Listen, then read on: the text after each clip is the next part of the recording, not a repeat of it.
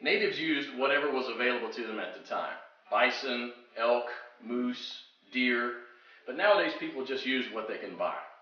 You just need to remember to select a low-fat red meat, and beef is perfect for this. So you'll need 6 pounds of beef, 2 pounds of rendered beef tallow, and 1/3 of a cup of strawberries or blueberries. And that's it. Don't include nuts, seeds, vegetable oils, grains, beans, or dairy products of any kind. Now the first step is to dry the meat and blueberries. First you need to slice the meat very thin. You can use a very sharp knife like this one, or you can keep the beef in the freezer a few hours before slicing it.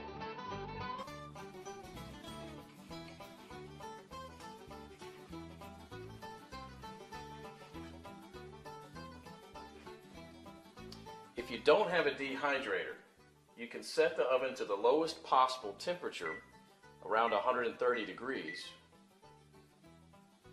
and put the strips of meat directly on the rack. So now place a tin foil on the right side of the rack and spread the blueberries out to dry with the meat.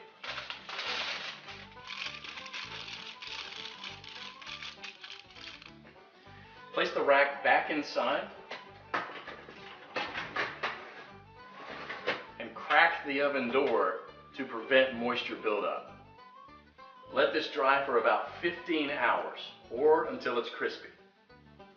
150 years ago, people dried their meat by building a wooden pyramid over a small fire and hanging the meat slices on that. After 15 hours, this is what you should get. Toss it in the food processor until it becomes a powder. Do the same with the blueberries. In the old days, they grind it with a rock to crush it into a powder. Generally, well-dried meat will weigh just slightly less than 1/3 of its raw weight. Therefore, 6 pounds of raw lean meat will yield about 2 pounds of thoroughly dehydrated meat. For our next step, we need to cut the fat into small pieces about 1/2 inch square.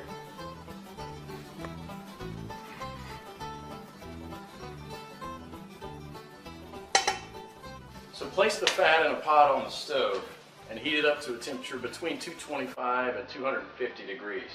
And you don't gain anything from getting it any hotter than that, other than destroying the fatty acids, which we want to do as little as possible.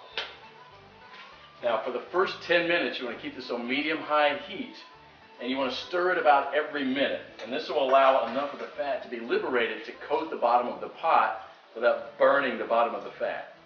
After about 10 minutes you'll see a pool of fat forming on the bottom of the pot, which should be merrily boiling away. You can rest a little bit now and stir it maybe only every 5 minutes, just to keep things well mixed. After about 30 minutes, the liquid fat should have risen enough to cover the chunks, and it should look like a rolling boil. So as this liquid rises, you can go ahead and lower the temperature down to about 230. After about an hour, the major boiling action will have stopped, and there'll just be small bubbles rising from the fat. About 90% of the cracklings will be a chestnut brown in color.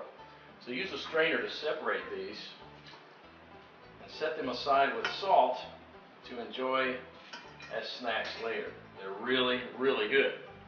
And if you don't like them or don't want to eat them, you can set them aside to cool.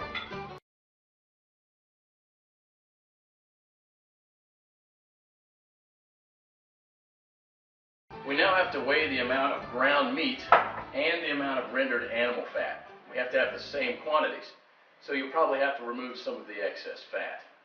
Place the remaining fat on the stove. Keep it about 120 degrees. Mix the shredded meat into the melted fat and stir it until it's well blended. Then add the blueberries and mix it again. This is how it should look. The fat should be absorbed or coating the meat fibers. There should be very little or no liquid fat pooling in the bottom of the pot.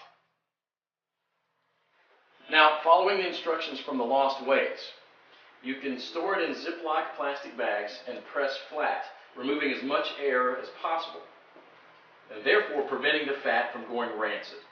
This should keep the pemmican from spoiling for a few years without refrigeration. So let's do that. And here's what I got. Pemmican is the ultimate survival food, no matter if you want to bug out or bug in. 10 pounds of pemmican would supply food for 2 full weeks of camping activities at 3/4 of a pound per day, providing 2,200 calories. In survival mode, the same 10 pounds of pemmican would supply energy for almost a full month. This was just one awesome chapter in the Lost Ways, but you won't believe the survival skills we've lost to history. And that's what this book is all about, saving our forefathers' skills. I personally happen to know the man behind this book.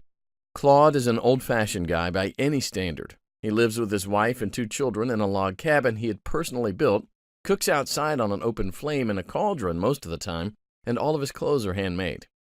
He has a 150-square-foot root cellar stuffed with all sorts of homemade canned foods and goods, and he raises cows, sheep, and chickens. I thought several times to myself that this guy will never be troubled by any crisis because the SHTF we all prep for is what folks 150 years ago called daily life. No electrical power, no refrigerators, no internet, no computers, no TV, no hyperactive law enforcement, and no Safeway or Walmart. They got things done, or else we wouldn't be here. In the next 7 minutes, Claude will unearth a long-forgotten secret that helped our ancestors survive famines, wars, economic crises, diseases, droughts, and anything else life threw at them.